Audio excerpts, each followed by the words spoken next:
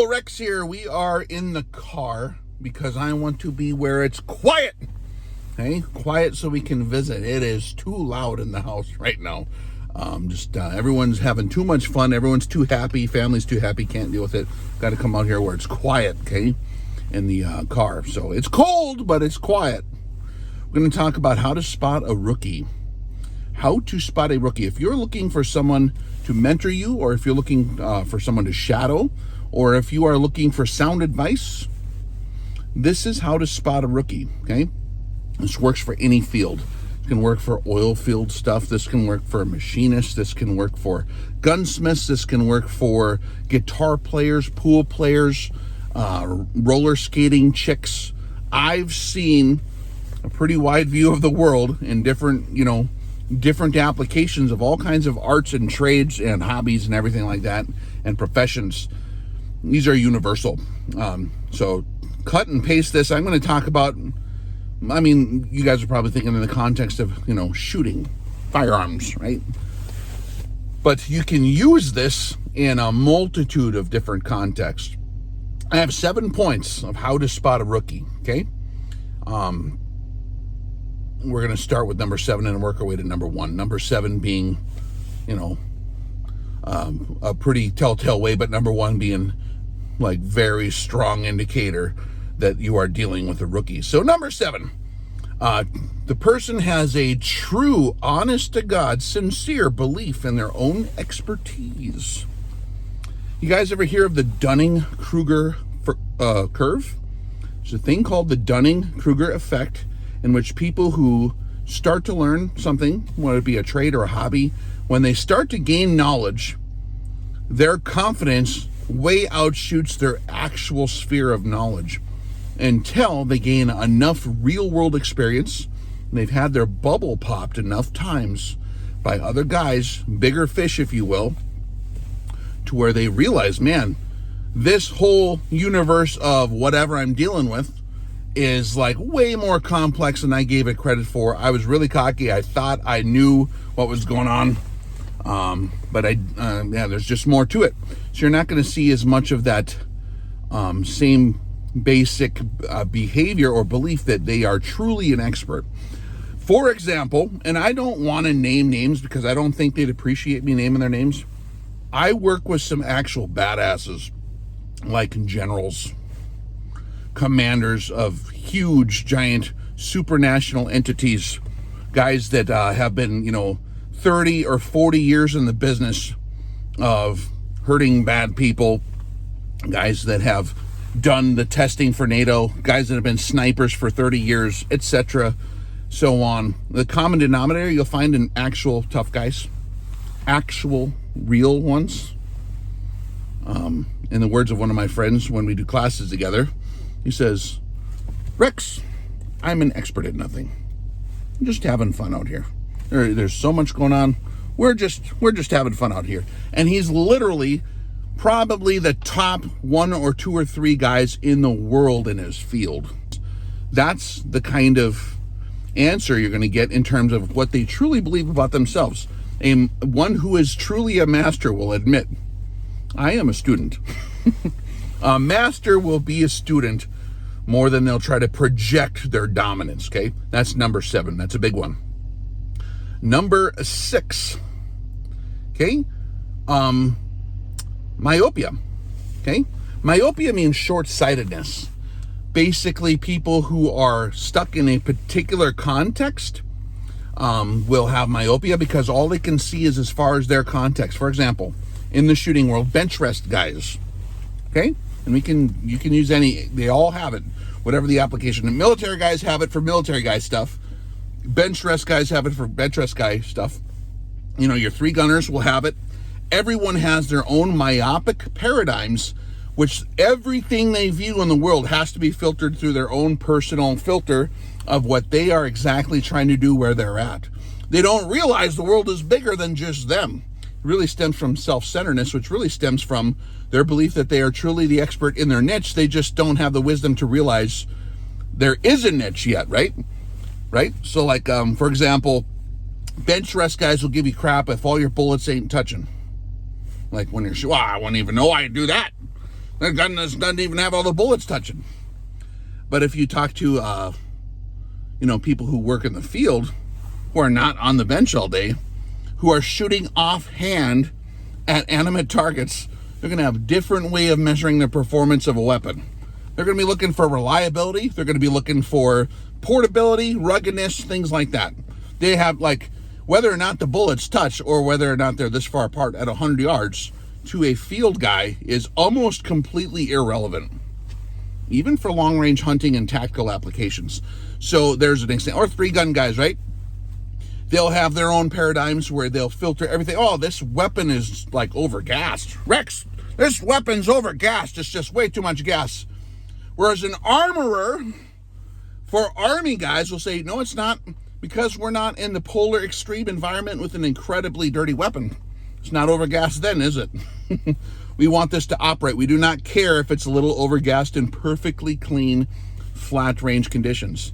There is myopic paradigms everyone brings to the table. Army guys bring it to the table from their perspective. Competition guys bring it to the table from their perspective. People who are not well-rounded will not realize they are myopic. Okay, number 5 is extremely polar and dogmatic statements. People who are rookies will make very dogmatic statements, like this is the way it is.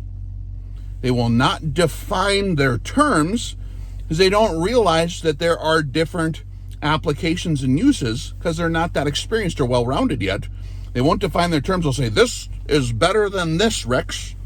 This, the Honda CRV is not near as good as the Porsche, $188,000 Porsche SUV. That's a way better car, you got to admit. We have to define your terms. Are you trying to pick up chicks or are you trying to pick up groceries? In the case of the Porsche SUV, that's probably chicks trying to pick up dudes. Do you know what I mean? What is your use?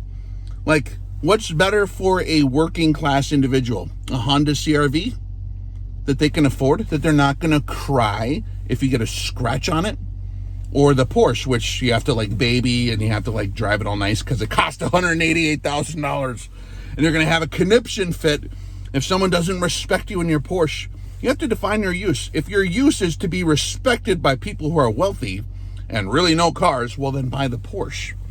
If your use is to go get groceries and pick up the kids and use the automobile in real life, then buy the one that's more affordable with a better value that you can actually use, right? So extreme dogmatic statements like, this caliber's better than this caliber, this scope's better than that scope. Without defining your terms, you have to define your use. If you do not define your use, you are very, very, very much a rookie, okay? Number 4, you'll see rookies, and you'll see this in sports, you'll see this with guitar players or musicians, tearing other people down rather than building them up. What is that a clue of? If you're trying to just tear people down, so-and-so doesn't even do it right. So-and-so is stupid, doesn't understand this. I know ballistics better than this guy. You're, all this kind of stuff. That stems from insecurity. It's just the same thing as on a playground. So when you see people talking shit, specifically calling other people out by name on some issue, why are they so insecure? Because they are a rookie and they're wise enough to sort of maybe pick up on that, at least in the back of their subconscious, and they will spend all their time, rather than continuing to build their skills, they might already know that they have maxed out their personal limitations as far as they want to put the work into it. And so rather than admitting all these things, you just tear others down.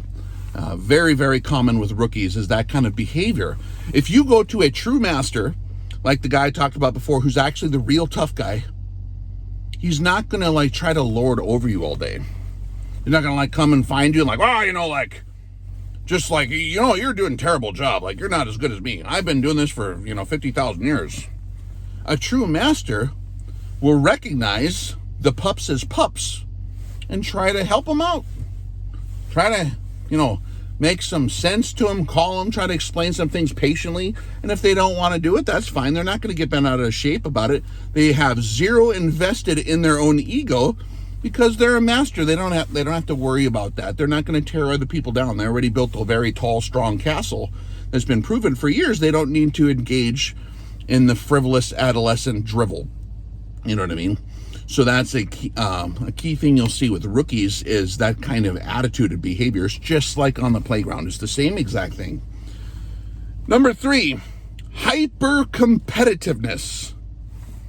Emotionally scrambling for hierarchy. It's really stemmed off of the one I was just talking about, tearing other people down. But when you're hyper-competitive to begin with, why are you continuously trying to compare peepees? Where does that stem from? Trying to prove something?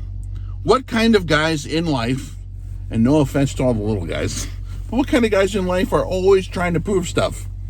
The guy who can't fight his way out of the wet paper bag. Or the guy who, you know what I'm talking about, the guy at work who's like just barely hanging on by the skin of his teeth. He's just got to absolutely he's got this hyper-competitive drive to try to catch up all the time, rather than just being content with his work. Just be content. If you're not content, why? That's the question. Because people who are hyper-competitive are trying to gain contentment. They're trying to, and I'm not saying competition sports or competition driving or competition shooting even, but guys that have a highly competitive soul, right? They're always trying to gain that upper hand, so-and-so's not even as smart as me. That's very indicative of inexperience and discontentment with your own thing that you're doing. Is evident that hey man, what are you missing in your overall program to where a guy's got to be that way? I always feel bad for guys like that, and we all get trapped into it. I've had that a little bit in some categories, like we all do. I'm not saying I'm impervious. I'm just saying rookies will do that until they truly master something or they truly got something figured out. Then it's like second nature. They're not in it. There's no competition anymore, right? With someone who's very experienced. Number 2, you're starting to see very easy to see things in terms of rookie behavior. When people identify, not with all the things we're just talking about, which are skill-based deals, people's actual skill-based performance and things are some of the other rookie signs. But if you're such a rookie that you identify with equipment or tools, that's your identity, is in what brand of tools you have, you are a very, very, very green rookie in that category. I used to coach a bunch of different kinds of things. For example, if you're coaching sports, the kids that can't play sports yet or just started, who are really trying to catch up, they see the big guys, they see the professionals out there. They want to identify like a professional. What are the professionals using? I need to buy this brand of cleats for football. Otherwise, you can't run, right? You need to, dirt bikes. I'm not into dirt bikes, but guys tell me this all the time, like Rex. This is absolutely true in dirt bikes. The guys who are out there are just hyper focusing on where the stickers are going to be placed, like how nice it looks. They got all this different stuff, on their dirt bike, this different brand. They wear it like the helmet with all this, whatever. They identify with whatever brand modifications they have on their dirt bike. Those are you find one of those guys, and then you find the old guy with some old POS dirt bike that's very well used and almost half worn out and sort of modified with duct tape on it. That guy probably is going to smoke them in the, the dirt bike competition, whatever that is, right? You'll see the same thing with, a lot of times you have this attitude with collectors in different deals, like with guitars, like guys who really get the pretty guitar in the shadow box, or guns.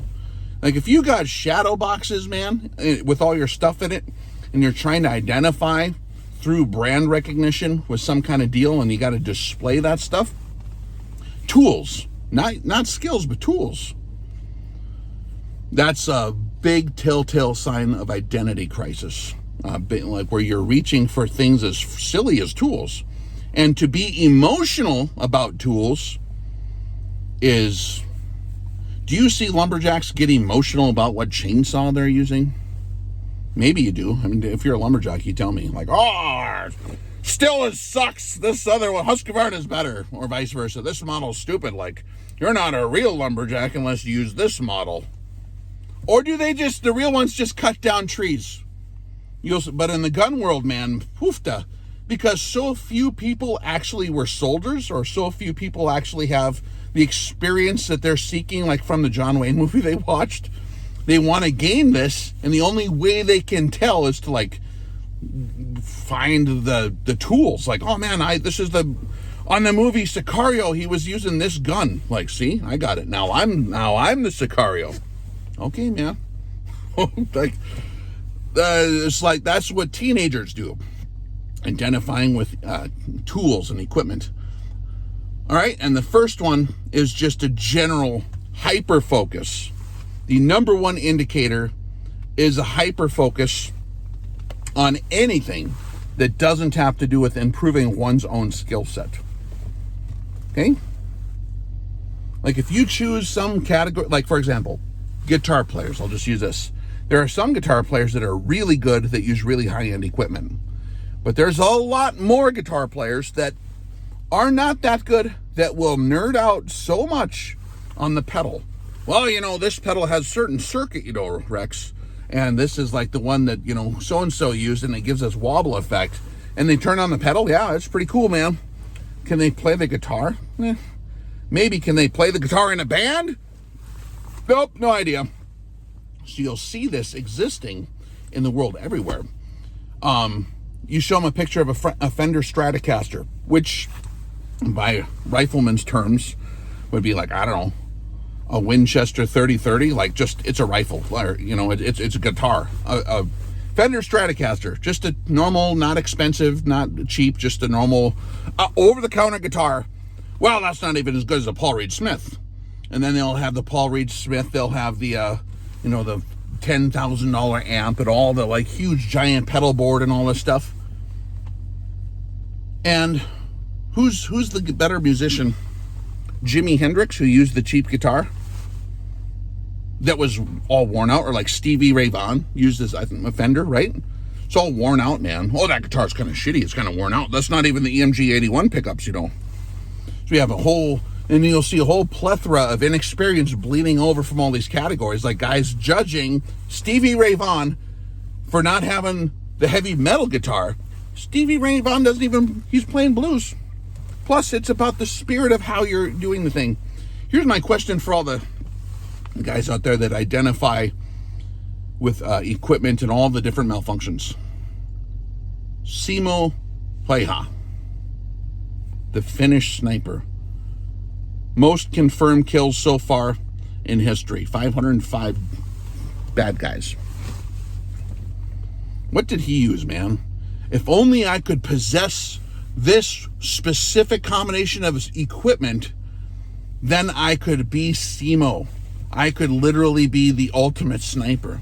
If only I could know what the list of equipment was. You know what it was? Really poofy, extremely warm winter clothes, good boots, a white, like, snow parka, like white camouflage, and the world's cheapest, least respected, crappiest made, you know, most ancient battle rifle, the Mosin. It's not a battle rifle, Rex. Okay, you're going to hyper-focus on terminology now? Another indicator, right? A Mosin. You could buy those rifles for $39. And Simo Häyhä is the most effective sniper in history. Just like Jimi Hendrix was probably the coolest guitar player. Coolest guitar player ever. With a Strat. Which is way nicer than the Mosin. Yeah, but like my reloads. Did Simo sit there reloading all day? Did Simo have his perfect scope? You know what Simo's scope was? There. Nothing. He didn't need a scope. He was a rifleman. Imagine this. This is the lunacy of the situation when you spot rookies, right? Do you see guys Imagine a bunch of, let's change it a little bit. Do you see a bunch of warriors sitting around? Actual warriors sitting around just like poofing their chest out as they're relaxing, trying to relax, talking about how pointy their arrows are? Like the Plains Indians, right? Like the Sioux, the Lakota. You talk to, like, if you took a time machine back and found some warriors, or found there's still some around today, if you find those guys, do you think they're just sitting around like talking about how pointy their arrows are? Or are they just being a warrior? Are they just being who they are? If you have to sit around and talk about your tools all day long, and then get emotional about so-and-so's tools not being as cool as yours, you probably ain't all that busy actually providing for the family with the deal. It's the Indian, not the arrow. It always has been, man. It's the Indian, not the arrow. 100%. Masters will know that. So I'm sharing this with you, those of you that are good students, just as I am still a good student. I have elders right now that I'm submitting to by my choice, because I want to learn more. I want to continue to grow. And then there's the ultimate mentor right up there. Unless you humble yourselves and we reduce our own self-image of how damn important and cool we are, you can't ever hear what he's trying to tell you. Well, all of us are down here fighting about the stupidest things. Who has the best Bible? Meanwhile, everyone's Bible is in a shadow box. A stage prop. It's a stage prop. We need to be doers and not talkers on that stuff. Hopefully this video finds you well. Hopefully it's helpful, because I know that it can be exhausting for people trying to navigate the world of everyone's emotionally charged opinions and scrambling for hierarchy to get over the top of you. You don't need to spend $188,000 to get a car to go down and buy groceries. Your Honda is just fine. Your Honda will work just fine. Some people identify by having the $188,000 Porsche. As a man who owns a multitude of different stuff in my category, I know all about it. This stuff is great. The Porsche is great. Schmidt & Bender PM2 is great. But you can get all your work done with other tools, man. It's the driver, not the car. It's the Indian, not the arrow. It's the man, not the boy. Hey guys, for the real dope, subscribe to TiborasaurusRex on the Patreon channel. We have a lot more content over there. Math is the blade that's going to cut through the BS. Properly aligning that blade is going to yield exponentially more fruit than being slightly misaligned. If your footing is not right, you cannot be aligned. Spending just a few dollars a month to get proper footing and alignment is going to save you exponentially more in the real world. Quit messing around and join us on Patreon. Swing straight.